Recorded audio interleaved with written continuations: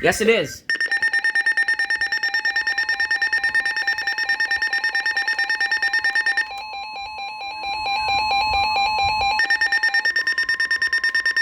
The National Weather Service in Chicago has issued a tornado warning for southern DeKalb County in north-central Illinois Southern. until 7:15 p.m.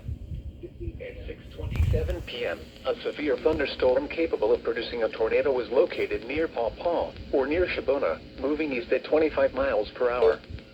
Hazard, tornado. Source, radar indicated rotation. Impact, flying debris will be dangerous to those caught without shelter. Mobile homes will be damaged or destroyed.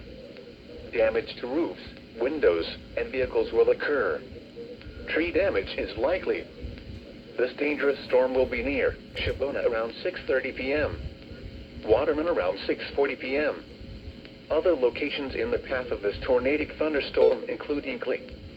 Take cover now. Move to a basement or an interior room on the lowest floor of a sturdy building. Avoid windows. If you are outdoors, in a mobile home, or in a vehicle, move to the closest substantial shelter and protect yourself from flying debris.